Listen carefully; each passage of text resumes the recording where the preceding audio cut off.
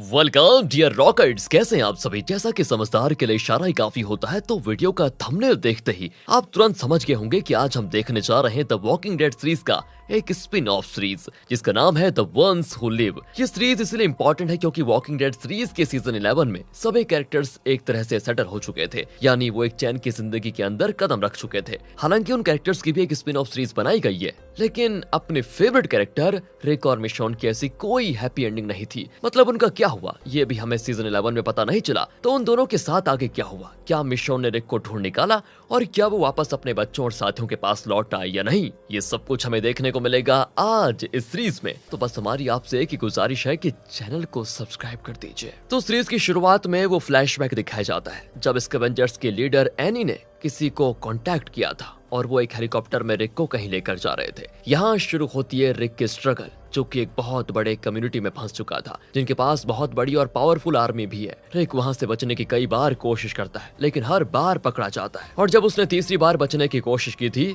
तो उसने एक पेपर में कुछ लिखकर उसे बॉटल के अंदर दबा दिया, उसे पानी में फेंक दिया था और अपने बैग को वो एक पुराने शिप के अंदर फेंक देता है। और तब एक हेलीकॉप्टर आता है और रिक फिर पकड़ा जाता है। रिक ने शिप में जो बैग डाला था वही मिशॉन को मिला था, जिस पर मिशॉन और जुडिथ का स्केच बना हुआ था। उस पर रिक का नाम लिखा हुआ था। इस फोन को देखकर मिशॉन समझ गई थी कि रिक जिंदा है और वो उसकी खोज में निकल जाती है। रास्ते में वो दो सर्वाइवर से मिलती है जिन्हें वो बचाकर अपने साथ लेकर जाती है। यहाँ तक तो दोस्तों हम जानते हैं। अब रिक को दिखाया जाता है जो उस बड़ी कम्युनिटी में फंसा हुआ है। लगभग 5 साल वो उस कम्युनिटी के बीच निकलने की कोशिश करता रहा, लेकिन सफल नहीं हुआ। इस कम्युनिटी का नाम है CRM, जिसका फुल फॉर्म है सिविल रिपब्लिक मिलिट्री। CRM दोस्तों सीजन 11 के जो कॉमनवेल्थ है ना, उससे कई गुना ज्यादा बड़ा है। अगर कॉमनवेल्थ की जनसंख्या 50,000 थी तो यहाँ CRM की जनसंख्या है 2 लाख से भी ज्यादा। ये एक बहुत बड़ी सिटी है। वॉकिंग डेड सीरीज में आपने अक्सर एक हेलीकॉप्टर को देखा होगा, वो इस CRM का ही है दोस्तों। CRM कैसे शुरू हुआ था, उनके फोर्स के बारे में अगर और डिटेल में जानना है तो वो 2024 में रिलीज हुई एक और सीरीज में अच्छे से एक्सप्लेन किया गया है, जिसका नाम है वर्ल्ड बियॉन्ड, जो की वॉकिंग डेड के ही तहत आता है। उस सीरीज के 2 सीजन है दोस्तों, और अगर आप चाहते हैं कि हम उस सीरीज भी एक्सप्लेन करें तो कमेंट्स में सिर्फ ये लिख दीजिएगा नीड वर्ड बियॉन्ड। बस हम आपका इशारा समझ जाएंगे और वर्ड बियॉन्ड सीरीज को भी एक वीडियो बनाने की पूरी कोशिश करेंगे। लेकिन हाँ, वही बहुत कम लोग रिक्वेस्ट करेंगे तो हमें इसका आइडिया ड्रॉप करना पड़ेगा। वो तो खैर बाद में देखते हैं, बाकी आपके हाथ में है दोस्तों। लेकिन फिलहाल CRM के बारे में उन डिटेल्स को जानने की जरूरत नहीं है, क्योंकि ये कहानी है रिक और मिशॉन की। आप भूल गई क्या? अब CRM का सिटीजन बनने के लिए इन्हें पहले मारने की ट्रेनिंग लेनी पड़ती है, तब तक उन्हें सिटी के बाहर रहना पड़ता है। रिक भी बाहर ही रहता है क्योंकि वो CRM का सिटीजन बनना ही नहीं चाहता। और रिक जैसे लोगों को CRM के चारों तरफ पहरा देना होता है, और अगर कोई ज़ॉम्बी CRM के पास भटके तो उसको मार डालना होता है। यही है इनका काम दोस्तों।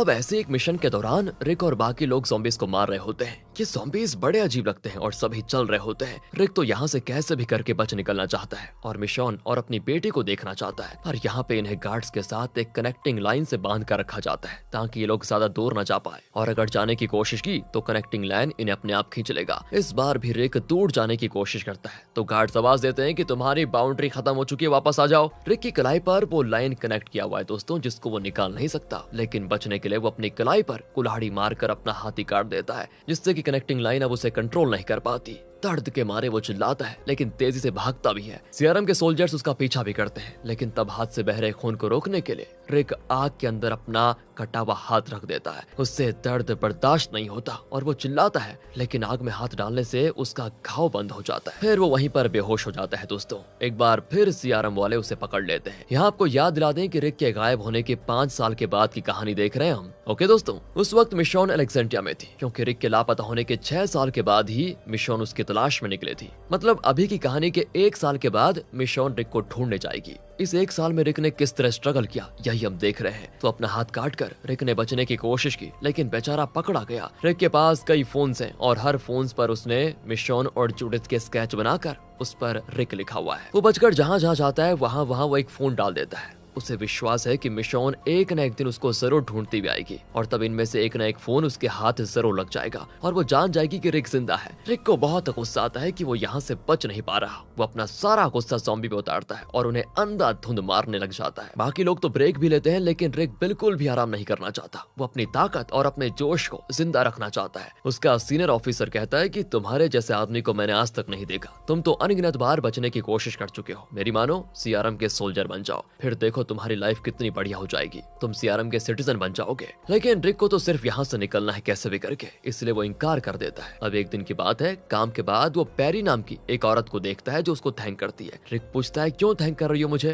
वो कहती है कि मैं भी यहाँ से बच निकलना चाहती हूँ, लेकिन तुम्हें देखकर मैं समझ गई हूँ चाहे कितनी भी बार बच निकलने की कोशिश करूँ पकड़ी जाऊंगी। बस मुझे यही सीख देने के लिए थैंक यू। अगले सीन में रिक सीआरएम सिटी को देखते हुए बैठा होता है जहाँ पे सीआरएम के सिटीजन्स रहते हैं वहीं पर। तब एस्टाबेन नाम का एक आदमी वहाँ पर आता है। रिक यहाँ पर सिर्फ एस्टाबेन को ही अपना दोस्त मानता है। एस्टाबेन भी रिक की तरह यहाँ पर लाया गया था दोस्तों, लेकिन कई दिनों तक ज़ॉम्बीज़ को मारने का काम करने के बाद आज उसे सीआरएम की सिटीजनशिप मिल चुकी है। वो बड़ा खुश होता है कि अब सीआरएम सिटी में मुझे एक घर और पाइपलाइंस का काम दिया जाएगा, मेरी लाइफ तो सेट हो चुकी। वो रिक को भी समझाता है कि तुम बच निकलने का आइडिया मन से निकाल लो और मेरी तरह सेटल होने की सोचो। रिक को भी लगता है कि यहाँ से बचने के लिए उसे प्रॉपर प्लानिंग करनी पड़ेगी और उसके लिए वक्त चाहिए। यहाँ पर हर वक्त वो गार्ड्स की निगरानी में रहता है, तो प्लानिंग करना तो मुश्किल है। इसीलिए वो अपने सीनियर ऑफिसर की बात मानकर सीआरएम का सोल्जर बन जाता है। उसे लगता है कि सिटी में रहकर वो बेहतर प्लानिंग कर पाएगा। रिक ने अपना हाथ काट लिया था, तो अब उसका एक आर्टिफिशियल हाथ है जिसमें से एक तरह का कोई वेपन निकलता है। सीआरएम के सोल्जर के तौर पर रिक की ट्रेनिंग शुरू होती है। रिक के साथ पैरी भी होता है और दोनों मिलकर ट्रेनिंग कर रहे होते हैं। रिक को हेलीकॉप्टर उड़ाना भी सिखाया जाता है। उसे हमेशा मिशन की याद आती रहती है। उसे डर है कि कहीं मिशन को कुछ हो ना जाए बस, और उसे इल्यूजन्स भी आते हैं दोस्तों कि मिशन आग में चल रही है। अब ट्रेनिंग के दौरान उनका सीनियर ऑफिसर रिक और पैरी को बताता है कि सीआरएम में हर लेवल पर करप्शन फैला हुआ है। उसे खत्म करने के लिए मुझे तुम दोनों की मदद चाहिए। लगता है जिस तरह कॉमनवेल्थ में करप्शन था वही हाल सीआरएम का भी है दोस्तों। और फिर यहाँ पर ऑफिसर की बात मानने के अलावा रिक और पैरी के पास कोई और रास्ता भी तो नहीं होता, तो वो इस काम में ऑफिसर की मदद करने के लिए मान जाते हैं। सीआरएम में लोगों को दो कैटेगरीज में बांटा जाता है, ए एंड बी। इसके बारे में भी वर्ल्ड बियॉन्ड सीरीज में दोस्तों अच्छे से एक्सप्लेन किया गया है, और उस सीरीज को देखने के लिए इस वीडियो को ज्यादा से ज्यादा शेयर कीजिए, कमेंट्स कीजिए और रिक्वेस्ट करना मत भूलिएगा। वापस चलते हैं कहानी के अंदर। रिक ने ऑफिसर की बात तो मान ली थी, लेकिन उसका असली प्लान है सीआरएम से बच निकलना। इसके लिए वो सिटी के ब्लूप्रिंट में सारे वाटर लाइंस को मार्क कर लेता है। फिर रिक और पैरी को सीआरएम की सिटीजनशिप देकर सिटी के अंदर भेजा जाता है। सबसे पहले तो रिक एस्टाबेन से मिलता है क्योंकि वो पाइपलाइंस का काम करता है। रिक उसे ब्लूप्रिंट दिखाकर पूछता है कि मैं इस ड्रेनेज पाइप से बच निकलना चाहता हूँ, क्या ये पॉसिबल है? एस्टाबेन कंफर्म करता है कि इस ड्रेनेज के जरिए सीआरएम से जरूर बचा निकला जा सकता है, निकल सकते हो तुम। रिक अपने जैसे दिखने वाले एक लाश का इंतजाम करता है और उसको ऐसे सेट करता है जैसे रिक मर चुका हो। फिर वो ड्रेनेज में उतरने वाला होता है कि तभी एक छोटी बच्ची ज़ॉम्बी के हाथ लग जाती है। रिक उसे बचाने जाता है और तभी पैरी आ जाती है और कहती है मैं जान गई हूँ तुम यहाँ से बचने की कोशिश कर रहे हो, प्लीज ऐसा मत करो। पर रिक नहीं मानता। तब वो रिवील करती है कि सीनियर ऑफिसर को तुम्हारी हर डिटेल मालूम है। वो ये भी जानता है कि तुम्हारे लोग कहाँ पर है। अगर तुमने एक भी गलत कदम उठाया तो वो उन सब का खात्मा कर देगा। रिक तो चौंक जाता है और ऑफिसर के घर चला जाता है। उसके गले में चाकू दबोकर पूछता है कि तुम मेरे बारे में क्या क्या जानते हो। दोस्तों यहाँ दिखाते हैं कि जब रिक ने एक पेपर में कोई मैसेज लिखकर बोतल में रखा और उसे पानी में फेंक दिया था, असल में वो बोतल ऑफिसर के हाथ लग गया। ऑफिसर ने रिक का मैसेज पढ़ लिया, जिसकी वजह से वो मिशन का नाम जान गया था। अब वो बताता है कि हमने तुम्हें जिस जगह से उठाया था तुम्हारे लोग भी उसी के आसपास ही रहते होंगे, ये तो मैं जानता ही हूँ। और हाँ, मिशन बहुत ही रेयर नाम है, तो तुम्हारी वाइफ का पता लगाना मेरे लिए उतना मुश्किल भी नहीं है। ये सुनकर रिक उसे मारने लगता है, पर ऑफिसर उसे बताता है कि सीआरएम करप्शन में डूबा हुआ है। इन लोगों की वजह से मुझे खुद अपनी वाइफ को खत्म करने की नौबत आ गई थी। मुझे सीआरएम के पावरफुल लोगों से बदला लेना है, प्लीज तुम मेरी मदद करो रिक। रिक उसकी बात मान जाता है। एक बार रिक और ऑफिसर हेलीकॉप्टर में जा रहे होते हैं तो अचानक एक गैंग अटैक करता है। ऑफिसर स्पॉट पर ही मर जाता है और हेलीकॉप्टर क्रैश। रिक घायल हालात में नीचे पड़ा होता है और तब उस गैंग का एक मेंबर उस पर हमला कर देता है। लेकिन रिक का चेहरा देखकर वो एकदम से चौंक जाती है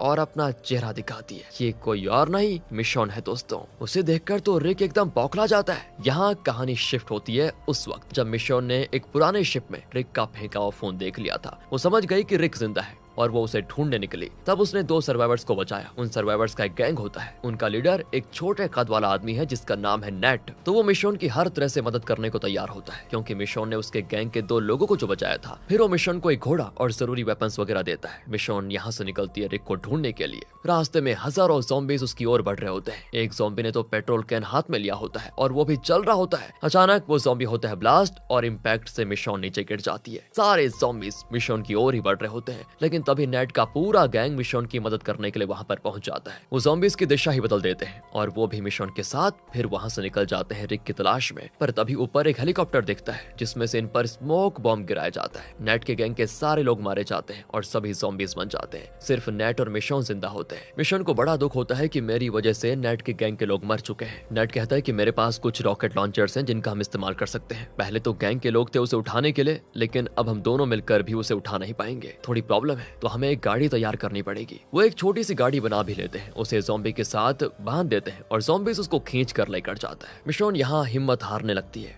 और नेट को बताती है कि रिक बहुत ही काबिल इंसान है। अगर वो जिंदा होता तो इतने सालों में मुझे जरूर ढूंढ निकालता। मुझे तो लगता है कि वो जिंदा ही नहीं है। पर नेट कहता है कि मैं रिक के बारे में तो नहीं जानता, पर तुम तो जानती हो। तुम खुद कह रही थी कि वो काबिल इंसान है, तो मुझे लगता है कि वो जरूर तुम्हें ढूंढ रहा होगा, या फिर उसकी हालत ऐसी हो गई होगी कि चाहते हुए भी वो तुम्हारे पास नहीं आ पा रहा होगा। कोई बात नहीं, हम उसे ढूंढ निकालेंगे। हम मिशन को भी थोड़ा जोश आता है कि हाँ रिक जिंदा होगा, और फिर दोनों उसको ढूंढने निकल पड़ते हैं। तब दोस्तों वही हेलीकॉप्टर आता है जिसने नेट के गैंग पर स्मोक बॉम्ब गिराया था। नेट गुस्से में अपने रॉकेट लॉन्चर का इस्तेमाल करके उस हेलीकॉप्टर को शूट कर देता है और वो हो जाता है क्रैश। मिशन तो उनके एक सोल्जर का हेड गियर निकालकर उसकी आंखों में आंखें डालकर उसका गला काट देती है, और इस तरह उसने रिक का भी हेड गियर निकाला और रिक को देखकर वो चौंक गई। यहाँ रिक और मिशोन की खुशी का ठिकाना नहीं होता। रिक तो सीधे जुडिथ के बारे में पूछता है, तो मिशोन कहती है जुडिथ एकदम बढ़िया है और बाकी सब भी ठीक है। इस तरह दोस्तों रिक और मिशोन एक दूसरे से मिल गए। नेट भी बड़ा खुश होता है और कहता है कि देखा देखा, मैंने कहा था ना कि तुम्हें तुम्हारा रिक जरूर मिल जाएगा। पर इसी बीच सीआरएम का एक सोल्जर पीछे से उसे शूट कर देता है और फिर रिक गुस्से में उस सीआरएम सोल्जर को मार डालता है। नेट को खोकर मिशोन बहुत दुखी होती है क्योंकि उसी की वजह से वो रिक को ढूंढ पाई।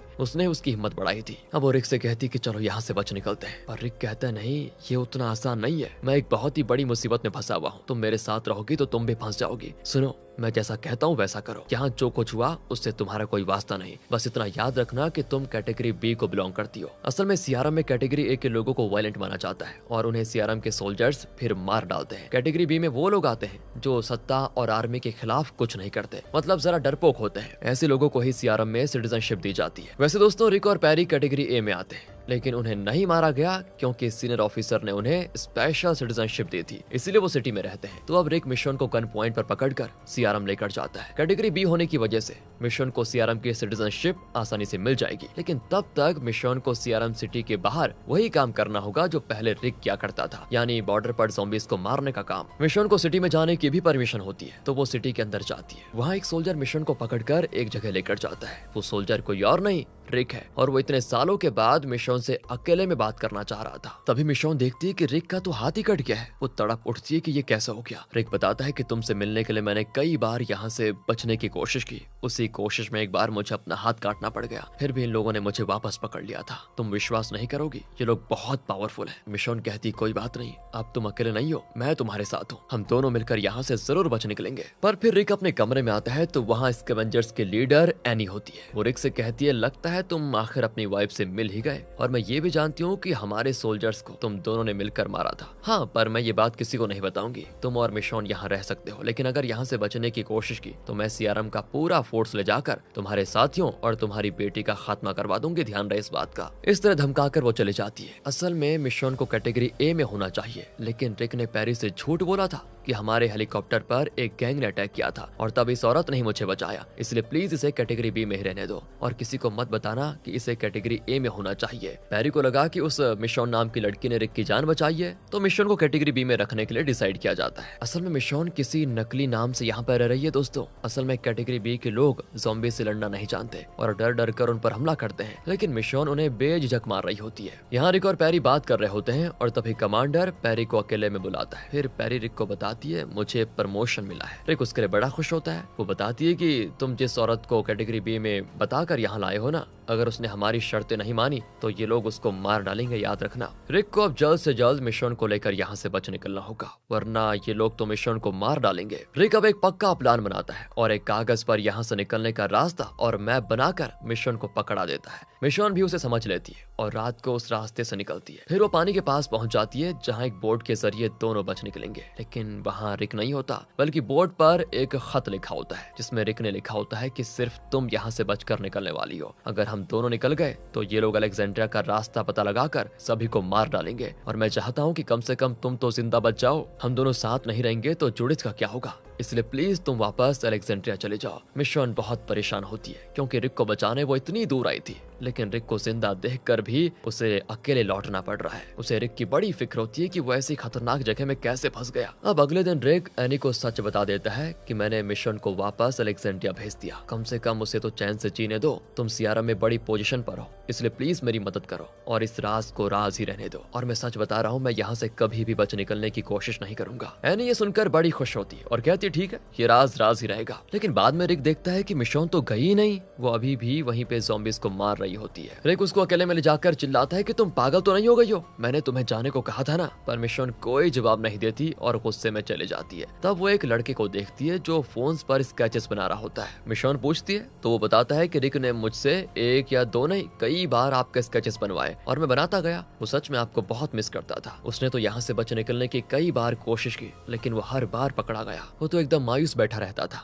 मैं आपके जो स्केचेस बनाकर देता था उन्हीं को वो निहार कर तसल्ली कर लेता था। मिशोन बहुत दुखी होती है और फैसला करती है कि चाहे कुछ भी हो जाए, मैं रिक को यहाँ से बचा कर लेकर ही जाऊंगी। अब पैरी प्रमोशन पाकर एक हायर पोजीशन पर है। वो मिशोन से कहती है कि तुम सच में बहुत हिम्मत वाली हो, हमारी आर्मी ज्वाइन कर लो, फिर तुम हमेशा के लिए यहाँ रह सकोगी। मिशोन भी मान जाती है और अब दोस्तों वो भी सीआरएम में सोल्जर बन जाती है। लेकिन पैरी जरा कड़क मिजाज की लगती है और वो मिशोन से कहती है कि तुम ज़ॉम्बीज को नहीं मारोगी, बाकी सोल्जर्स से एक कदम पीछे रहोगी। रिक और बाकी सोल्जर्स ज़ॉम्बीज को मारकर उस जगह को क्लियर कर रहे होते हैं। ज़ॉम्बीज को अपनी ओर अट्रैक्ट करने वाली एक बॉम्ब मशीन होती है जिसमें से आवाज निकलती है। अब पैरी में इतनी ताकत तो नहीं होती कि उसे दूसरी ओर धकेले, पर तब मिशोन उस मशीन को धकेल कर आगे बढ़ने लगती है। इस पर पैरी को बड़ा गुस्सा आता है, थोड़ी जेलसी फील होती है। फिर रिक और मिशोन मिलकर उस मशीन को दूसरी तरफ लेकर जाते हैं। उसकी आवाज को सुनकर सारे ज़ॉम्बीज वहां पहुंच जाते हैं। फिर वो दोनों भागकर एक जगह पर छिप जाते हैं और तब उस मशीन का बॉम्ब ब्लास्ट होता है। सारे ज़ॉम्बीज मारे जाते हैं। मिशोन कहती है कि हमें बच निकलना चाहिए। रिक कहता है कि मैं बहुत बार ट्राई कर चुका हूँ, नामुमकिन है ये, लेकिन तुम्हारे बच निकलने में मैं मदद कर सकता हूँ। इसी बीच और भी ज़ॉम्बीज आ जाते हैं और ये लोग उनसे लड़ते ही रहते हैं। पैरी मिशोन को शूट करने वाली होती है क्योंकि उसने पैरी का ऑर्डर नहीं माना, पर रिक देख लेता है और वो पैरी से कुछ पूछने के बहाने उसके और मिशोन के बीच में चला जाता है। इस तरह वो मिशोन को बचा लेता है। दोस्तों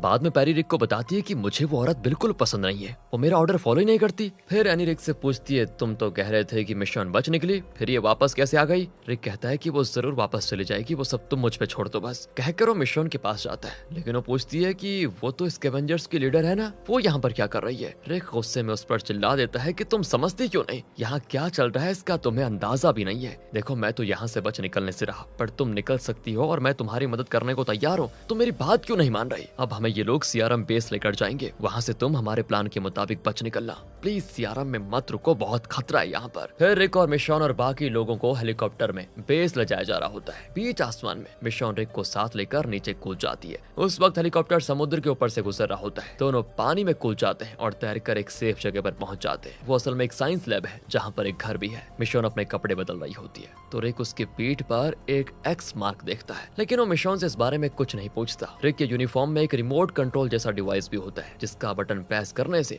सीआरएम को इनका लोकेशन मालूम हो जाएगा। फिर वो हेलीकॉप्टर भेजकर इन्हें रेस्क्यू करेंगे। रिक उसे ही ढूंढ रहा होता है तो मिशोन पूछती है तुम इसे ढूंढ रहे हो ना, अभी भी तुम मेरे साथ आना नहीं चाहते है ना, तुम्हें बस लगता है सीआरएम में वापस जाने की पड़ी हुई है। रिक कहता है तुम पागल मत बनो, हम बच निकले तो एनी अलेक्जेंड्रिया की लोकेशन उन्हें बता देगी और वो पूरे अलेक्जेंड्रिया को जला देंगे। तुम तो मुझे लेकर भी पानी में कूद गई, अब वो हमारा शिकार करने जरूर आएंगे यहाँ पर। तब वो खिड़की से देखते हैं कि उनका हेलीकॉप्टर पास के एक बिल्डिंग के अंदर घुसा पड़ा होता है। हेलीकॉप्टर के सारे लोग मारे जा चुके थे। मिशोन बड़ी खुश होती है कि देखा देखा ये एक एक्सीडेंट था और इस एक्सीडेंट में मैं और तुम मारे गए, अब चलो यहाँ से। लेकिन रिक अभी भी चलने को तैयार नहीं है। दोस्तों मिशोन उसे इमोशनली ब्लैकमेल करने की आखिरी कोशिश करते हुए कहती है ठीक है तुम मत आओ, मैं अकेले चले जाऊंगी, लेकिन हमारे बच्चों के लिए एक खत लिखकर मुझे दे दो कि तुम्हारी माँ मुझे बचाने आई थी लेकिन मैं बचना ही नहीं चाहता और ना ही तुम दोनों से मिलना चाहता हूँ, ये तुम एक कागज में लिख दो। रिक चौंक कर पूछता है कि बच्चे? हाँ वो तुम्हें मैं बताना भूल गई थी, जब तुम गायब हो गए थे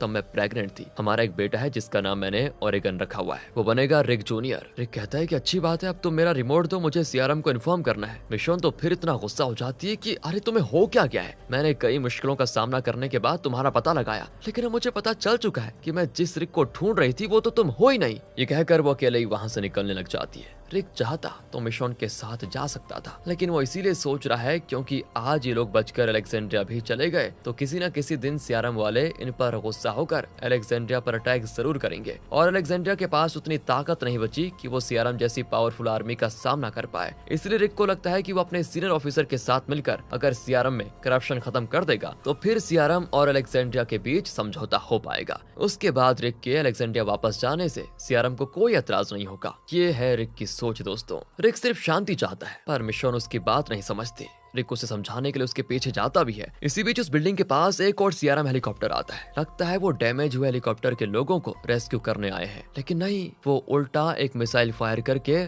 उस बिल्डिंग को ही ब्लास्ट कर देते हैं। रिक और मिशोन एक दूसरे को घूरते हुए ज़ॉम्बी से लड़कर निकल रहे होते हैं। एक जगह पर एक बड़ा शैंडियर मिशोन के पैर पर गिर जाता है और वो उठ भी नहीं पाती। तब ज़ॉम्बीज उस पर अटैक करते हैं। रिक तभी मिशोन को एक चाकू देता है जिसकी मदद से वो ज़ॉम्बी को मार डालती है और फिर रिक मिशोन को बचाकर एक सेफ जगह पे लेकर जाता है। अब रिक मिशोन की पीठ पर लगे एक्स मार्क के बारे में पूछता है। मिशोन बताती है कि मेरी एक बेस्ट फ्रेंड कुछ बच्चों को लेकर आई थी और मैंने उन्हें अलेक्जेंड्रिया में शरण दी, लेकिन वो एक साइको कातिल निकले। उसे मेरी प्रेगनेंसी का भी लिहाज नहीं था और उसने मेरी और डेरिल के पीठ पर ये एक्स मार्क लगा दिया। मिशोन दोस्तों फिर आखिरी बार ट्राई करती है कि प्लीज रिक मेरे साथ चलो, हम अपने बच्चों के साथ वहाँ अलेक्जेंड्रिया में खुश रहेंगे। तभी रिक रिवील करता है कि क्या तुमने नोटिस किया कि मैंने किसी भी फोन पर काल का स्केच नहीं बनवाया। असल में मैं काल का चेहरा ही भूल चुका हूँ और मैंने तुम्हारी और जुडिथ की स्केच भी इसलिए बनवाई क्योंकि मैं धीरे धीरे तुम दोनों को भी भूल रहा था, इसलिए मुझे तुम्हारा जलता हुआ चेहरा दिखता था। मैं तो तुम्हारा चेहरा पूरी तरह भूल जाता, लेकिन तभी तुम मुझे फिर मिल गई, वरना मुझे याद ही नहीं रहता कि तुम कैसी दिखती हो। तभी दोस्तों मिशोन उसको एक फोन दिखाती है जिस पर मिशोन ने उसी स्केच वाले लड़के से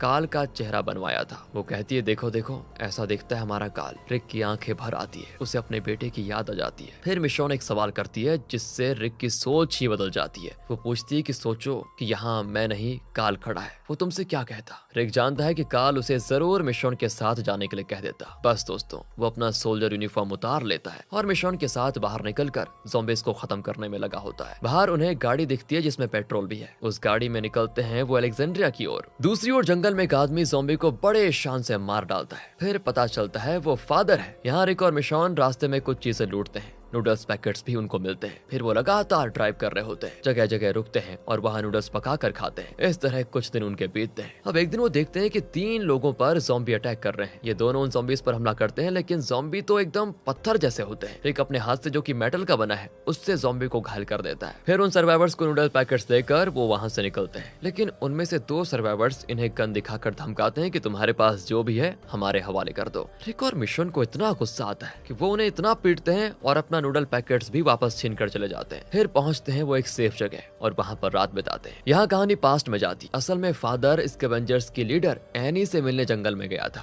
लेकिन उसने ये बात अलेक्जेंड्रिया में किसी को नहीं बताई। आपको याद होगा कि फादर एनी से एक तरफा प्यार करता था। एनी उससे मिलने फिर आई होती है और तब फादर उसको एक वेडिंग रिंग देता है जो कि उसको कहीं पड़ा हुआ मिला था। वो उसे रिंग पहनाता तो नहीं क्योंकि इन दोनों का एक होना तो नामुमकिन है। एनी कहती कि मैं हर साल इसी दिन इसी जगह पर तुमसे मिलने आऊंगी। दोनों बैठकर अच्छी बातें करते हैं। अगले साल भी दोनों यहीं पर मिलते हैं। इस तरह कुछ साल बीतते हैं और इस साल भी एनी से मिलने के लिए फादर जंगल में घूम रहा है। प्रेजेंट में दिखाते हैं कि रिक और मिशोन सोए हुए हैं और तभी गन पॉइंट पर उन्हें कोई पकड़ लेता है। वो कोई और नहीं एनी है दोस्तों। वो बताती है कि सीआरएम में तो सभी यही समझ रहे हैं कि तुम दोनों मर चुके हो और वो नहीं जानते कि मैं यहाँ पर आई हूँ। असल में दोस्तों अलेक्जेंड्रिया और हिलटॉप के बारे में रिक और मिशोन के अलावा सिर्फ एनी और वो सीनियर ऑफिसर जानते थे, लेकिन सीनियर ऑफिसर तो मर चुका। वो बताती है कि मैं सीआरएम में बड़ी पोजीशन पर हूँ और अगर उन्हें पता चल गया कि हिलटॉप और अलेक्जेंड्रिया के साथ मेरे कनेक्शंस थे तो मेरी पदवी चली जाएगी। तुम दोनों जिंदा रहोगे तो मुझे डर डर कर जीना पड़ेगा। तुम पता नहीं कब मेरे सीनियर्स को मेरे बारे में बता दो, इसलिए मैं तुम दोनों को खत्म करने वाली हूँ। लेकिन रिक और मिशोन मिलकर उससे लड़ते हैं और उसके पेट पर चाकू से घाव कर देते हैं। फिर भी वो बचकर निकल जाती है। अगर एनी को जिंदा छोड़ दिया तो अब वो खुद सीआरएम को जरूर अलेक्जेंड्रिया और हिलटॉप के बारे में बता देगी। इसलिए रिक और मिशोन उसे खत्म करने के लिए उसका पीछा करते हैं। रास्ते में एनी की कार का एक्सीडेंट हो जाता है, लेकिन अंदर एनी नहीं होती, लगता है वो भाग गई। असल में एनी उस गैंग से मदद मांगती है जिसे रिक और मिशॉन ने नूडल्स पैकेट्स दिए थे। फिर रिक और मिशॉन एनी के खून के निशान को फॉलो करते हुए उस गैंग के पास पहुंच जाते हैं। ये असल में एनी का प्लान था और वो रिक और मिशॉन को फिर पकड़ लेते, लेकिन रिक और मिशॉन उस गैंग के लोगों को फाइनली मार डालते हैं और अब वो ज़ॉम्बी बन जाते हैं। मिशॉन यहाँ एनी को शूट करने वाली होती है, तभी एनी एक सच रिवील करती है कि असल में जिन लोकेशंस पर अलेक्जेंड्रिया, हिलटॉप और किंगडम बने थे उन्हें पहले ही सीआरएम के लोग स्कैन कर चुके थे, लेकिन उस वक्त वहाँ पर कोई कम्युनिटीज नहीं थे। वो 3 कम्युनिटीज उस जगह पर बाद में बनी जो कि सीआरएम वाले जानते नहीं है, इसीलिए वो लोग अलेक्जेंड्रिया, हिलटॉप या किंगडम पर अटैक नहीं करेंगे। लेकिन एनी ने अपने ऑफिस में अलेक्जेंड्रिया की लोकेशन और बाकी डिटेल्स एक फाइल में रखी है। अगर यहाँ मिशॉन और रिक ने एनी को मार डाला तो सीआरएम सोल्जर्स उस फाइल को देखेंगे जरूर और अलेक्जेंड्रिया पर फिर हमला कर देंगे। तो एनी कहती है ठीक है, अब हिम्मत है तो मुझे शूट कर डालो, लेकिन इतने में एनी को पीछे से एक ज़ॉम्बी काट देता है। अब रिक और मिशॉन के पास सीआरएम जाने के अलावा कोई रास्ता नहीं बचा। इन्हें वापस जाकर एनी के ऑफिस में रखे उस फाइल को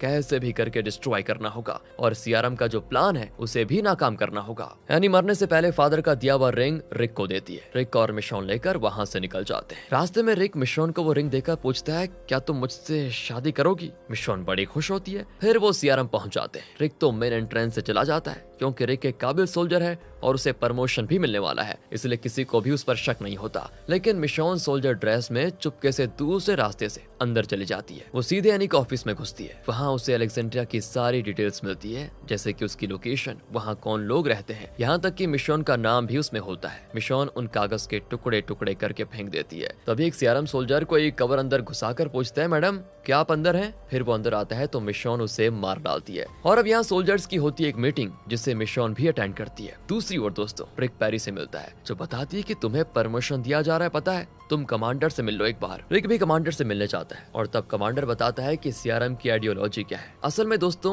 ये लोग किसी और कम्युनिटी को जिंदा छोड़ना ही नहीं चाहते, वो दुनिया की इकलौती कम्युनिटी बनना चाहते हैं। बाकी कम्युनिटीज के सिर्फ उन लोगों को यहाँ जगह दी जाती है जो कि डरपोक होते हैं, क्योंकि सिर्फ ऐसे लोग ही सत्ता के खिलाफ आवाज नहीं उठाते और बाकी लोग जो थोड़े हिम्मत वाले होते हैं उन्हें ये लोग मार डालते हैं। इतना ही नहीं, वो दूसरी कम्युनिटीज के कुछ स्पेशल बच्चों को यहाँ पर लेकर आते हैं और बाकियों को खत्म कर देते हैं। सोल्जर्स की मीटिंग में बैठी मिशॉन भी यही सब देख रही होती है। यहाँ रिक तो कमांडर से लड़ने लगता है। कमांडर एक बड़े चाकू से रिक को मारने की कोशिश करता है, लेकिन खुशकिस्मती से रिक उसे अपने मेटल वाले हाथ से रोक लेता है और आखिरकार मार डालता है कमांडर को। फिर उसकी लाश को वो एक बॉक्स में बंद करके उसे लिफ्ट में कहीं और लेकर जा रहा होता है। तो बीच में एक सोल्जर लिफ्ट में चढ़ता है और वो बॉक्स से खून निकलता वो देखकर रिक पर सीधा हमला कर देता है। दोनों की लड़ाई के बीच लिफ्ट नीचे जाने लगती है। फाइनली रिक सोल्जर को मारकर वापस ऊपर आता है तो वहाँ एक और सोल्जर खड़ा होता है। रिक उसे भी जान से मारने वाला होता है, लेकिन तब पता चलता है वो कोई और नहीं मिशॉन है। उसके हाथ में एक बॉक्स होता है जिसके अंदर ग्रेनेड्स होते हैं। रिक कहता है कि अब हमें यहाँ से चले जाना चाहिए, ये लोग अलेक्जेंड्रिया का पता लगा ही नहीं पाएंगे। लेकिन मिशॉन कहती है तुम ठीक कहते थे रिक, आज नहीं तो कल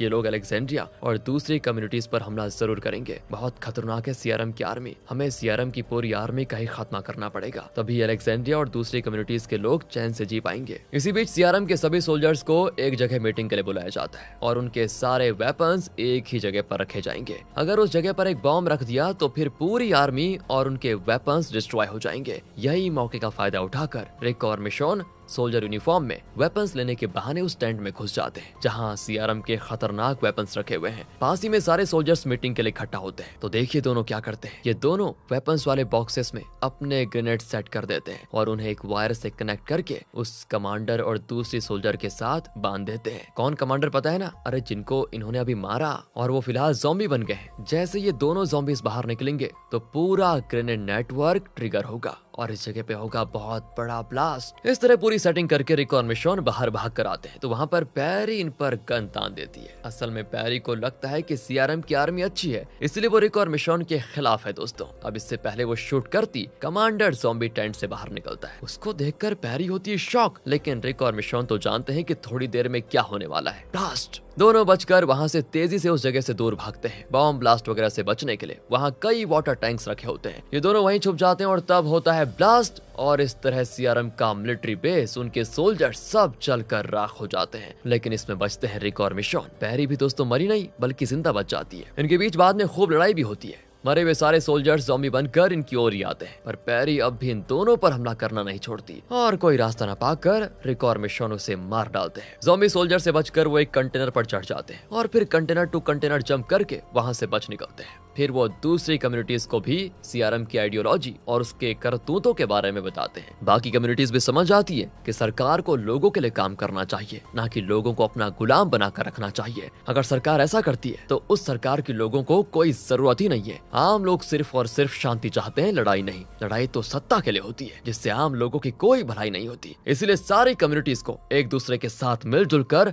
हमेशा एक साथ रहना चाहिए। सीआरएम के आम लोग यानी कैटेगरी बी के लोग पहले सीआरएम के बाहर नहीं जा पाते थे, लेकिन अब उन पर हुक्म चलाने वाली आर्मी रही ही नहीं, तो वो आराम से बाहर जा पाते हैं और सभी बड़े खुश हैं। और क्योंकि रिक और मिशोन ने सीआरएम के लोगों को आर्मी से छुटकारा दिलवाया, तो वो खुद उन दोनों को हेलीकॉप्टर में भेज देते हैं अलेक्जेंड्रिया के पास। मिशोन को देखते ही जुडिथ और ओरेगन भाग कर आते हैं और मिशोन से निपट जाते हैं, पर वो रिक को नहीं पहचानते। लेकिन थोड़ी देर में जुडिथ रिक को पहचान जाती है, उसके सीने से लग जाती है। रिक बड़ा खुश होता है। इसी दिन के लिए तो वो इतने सालों से न जाने कितना स्ट्रगल कर रहा था और अब फाइनली उसे अपनी फैमिली मिल चुकी है। वो ओरेगन को भी पहली बार देख रहा होता है। सभी बड़े खुश होते हैं और ये लोग अब एक हैप्पी फैमिली बन चुके हैं। दोस्तों, इसी के साथ the walking dead the ones who live series यहाँ पर होती है खत्म, है ना दोस्तों। ये वॉकिंग डेड की परफेक्ट एंडिंग। वॉकिंग डेड के और भी कई स्पिन ऑफ सीरीज है, लेकिन इस सीरीज को जो सपोर्ट मिलेगा उसके आधार पर ही हम बाकी डिसाइड कर पाएंगे। लेकिन चैनल पर तो दोस्तों सीरीज का सिलसिला चलता रहेगा, फिर चाहे कॉमेडी हो, ड्रामा हो या डेडपुल वाली स्टाइल, वो भी नहीं लेकर आएंगे कभी। मिलते हैं आपसे अगली वीडियो में। ध्यान रखेगा अपना and finally thanks for watching.